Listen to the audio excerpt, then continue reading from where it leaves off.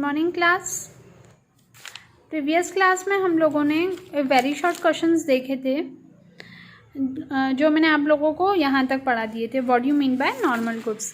आज हम short questions देखेंगे, कुछ आईएमपी क्वेश्चंस देखेंगे इस चैप्टर के शॉर्ट आंसर्स, जो कि आप लोगों को अच्छे से देखना है। और ये जो क्वेश्चंस मैं करवा रही हूँ उनको आप याद करते चलें, और मैं जब टेस्ट दूँ तो प्लीज़ आप एटलीस्ट टेस्ट तो दे दो। आप लोग 12th क्लास में हो, मैं थोड़ी हूँ जो मैं इतनी टेंशन लूँ।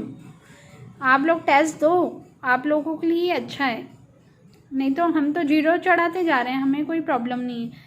आप लोगों के मार्क्स जो लास्ट में प्रोजेक्ट मार्क्स से 0 जाएंगे, जैसे 20 मार्क्स तो वहाँ कम हो गए, और फिर आप लोग पता नहीं पेपर में क्या करके आओगे। तो फेल ही होने का इरादा है आप लोगों का, शायद नहीं है तो प्लीज़ जो मैं समझा रही हूँ वो आप लोग समझो और टेस्ट दो। Now we will start. Write the difference between law of demand and elasticity of demand. Law of demand और इलास्टिसिटी ऑफ डिमांड में क्या अंतर है?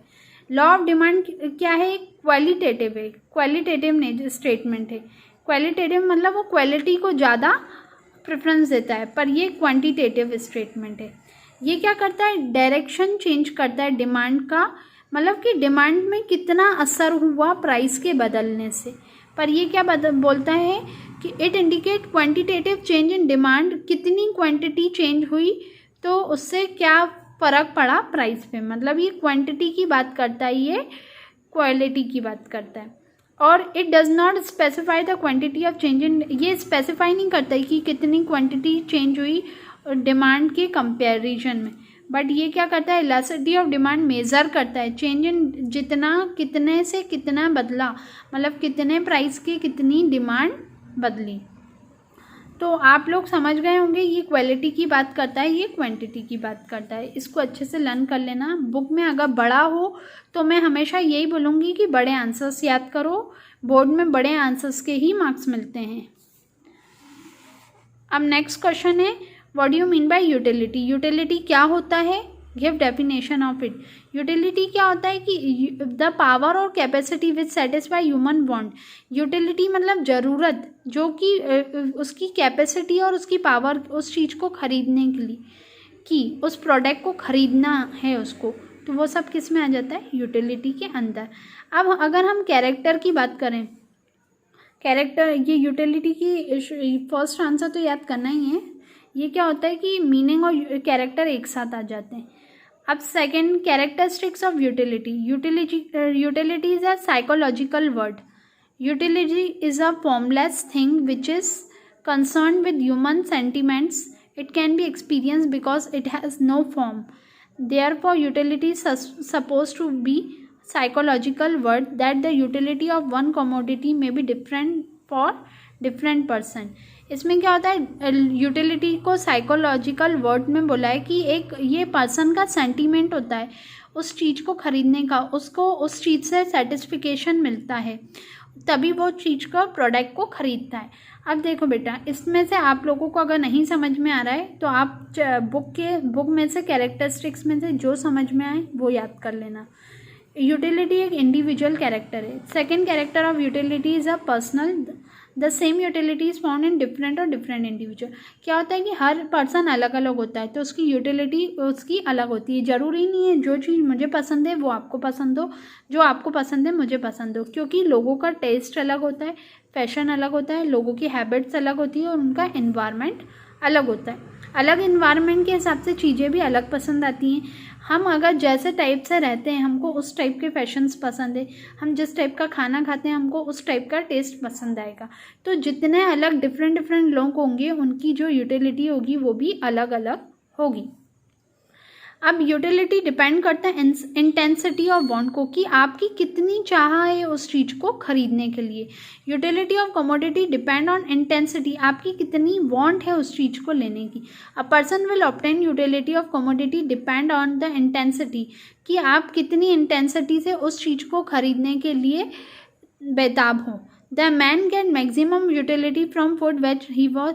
अब जैसे आप हंग्री हो बहुत तेज, भूखे हो, तो भूख लगी आपको, तो आपकी सबसे ज़्यादा मैक्सिमम यूटिलिटी होगी किसको लेकर, खाने को लेकर, कि हमको खाना मिल जाए। But the utility become zero when his hunger is satisfied. But आपकी जब भूख शांत होगी, आपको बिल्कुल पेट भरा होगा, तो आपकी यूटिलिटी क्या हो जाएगी, एकदम ज़ीरो हो जाएगी। तो यूटिलिटी डिपेंड करती है पर्सन टू पर्सन पे। अब नेक्स्ट है explain the types of utility. Types of utility के अंदर 3 आ जाते हैं, total utility, marginal utility, average utility. Total utility में क्या होता है, when a consumer use more than 1 unit of commodity. जब कंज्यूमर कंज्यूम कर देता है यूटिलिटी, जैसे उसने एक रोटी खाई, फिर दूसरी खाई, फिर तीसरी खाई, तो हम क्या करेंगे, टोटल यूटिलिटी में उसको टोटल उसका डिराइव करेंगे कि उसने कितना कंज्यूम करा है। एक मिलके तो कितना हो गया, तीन यूनिट्स कंज्यूम करी, तो ये टोटल यूटिलिटी के अंदर आ जाएगा। मार्जिनल यूटिलिटी में हम ये नहीं कंज्यूम करते। अब जैसे पहली रोटी खाने पे उसको 20 का सेटिस्फिकेशन मिला, दूसरी में अब जो पहली रोटी खाने पे जो सेटिस्फिकेशन मिलेगा वो दूसरी में नहीं मिलेगा। दूसरी में उसकी भूख थोड़ी कम हो गई तो उसका 10 का सेटिस्फिकेशन है, फिर तीसरे में 5 का। तो मार्जिनल यूटिलिटी ये नहीं पूछता है कि उसने कितना खाया, मार्जिनल यूटिलिटी उसकी इंटेंसिटी देखता है कि अब उसको कितनी भूख है। तो अब जैसे ही आप पहली रोटी खाओगे तो आपकी दूसरी रोटी में भूख कम लगेगी, फिर तीसरी में और कम लगेगी। तो इससे क्या होगा, उसकी जो लास्ट मतलब क्या हो जाएगा, उसकी यूनिट कम होती जाएंगी, लेस होती जाएंगी। The utility obtain from last unit of commodity is called marginal utility.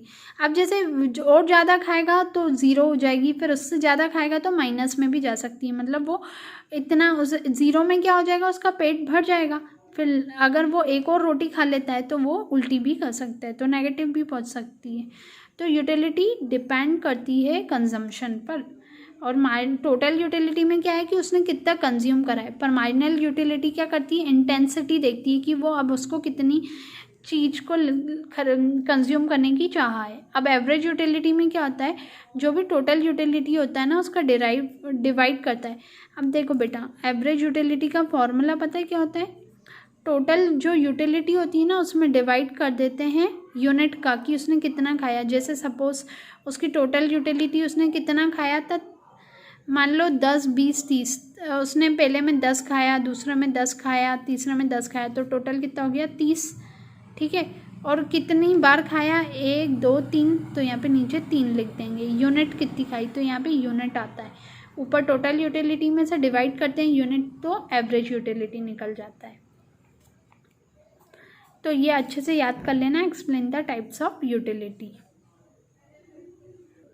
अब हम पढ़ेंगे essential element of demand. Essential element of demand क्या होता है, डिज़ायर फॉर गुड्स।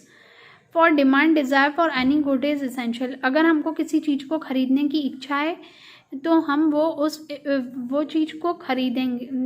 डिज़ायर है तो उसकी डिमांड भी होगी। If a person does not have desire, अगर उसकी इच्छा नहीं है तो वो डिमांड नहीं बन सकती उसकी। अगर किसी चीज़ की उसकी इच्छा है तो वो उसकी डिमांड बन सकती है, अगर वो चीज़ की इच्छा नहीं है तो वो कभी डिमांड टर्न नहीं हो सकती, मतलब डिमांड नहीं बन सकती। सफिशेंट मीन और वेल्थ क्या होता है, अ person should have sufficient wealth. Person के पास अगर पैसा होगा, वेल्थ मतलब क्या होता है, पैसा। अगर पैसा होगा तो ही वो चीज़ खरीद पाएगा, चाहे वो उसकी इच्छा हो, पर उसके पास अगर वेल्थ मतलब पैसा नहीं होगा तो वो उसकी वांट्स को पूरा नहीं कर सकता। उसकी इच्छा भी होनी चाहिए और उसके पास पैसा भी होना चाहिए। ईगरनेस टू स्पेंड, और उसकी इच्छा होनी चाहिए उस पैसे को मतलब पैसा स्पेंड करना उस चीज़ पर। A person should be willing to use means well to fulfil his demand. क्या होता है कि अगर उसकी इच्छा होगी, चाह होगी उस चीज़ को खरीदने की, तो वो पैसा खर्च करे। ज़रूरी नहीं है बस उसकी चाह और उसके पास पैसे नहीं हो तो वो डिमांड कभी भी नहीं बन सकता। डिमांड के लिए डिज़ायर चाहिए, वेल्थ चाहिए और ईगरनेस चाहिए, चाह चाहिए, और उस प्राइस क्या है, फिक्स प्राइस पर, कि जितने की हो उसके पास जैसे 10 का कोई प्रोडक्ट है तो उसके बाद 10 रुपये हो भी और उसकी इच्छा भी हो 10 रुपये खर्च करने के लिए। तो demand always express fix price. Demand क्या एक्सप्रेस करती है, हमेशा fix price. If it is not express in term of price we can not. अगर वो उस चीज़ पे, अगर उसके पास 5 रुपये हैं और कोई चीज़ 10 की है तो वो उसकी डिज़ायर और डिमांड को पूरा नहीं कर सकती, तो वो डिमांड में कैलकुलेशन नहीं होगा उसका।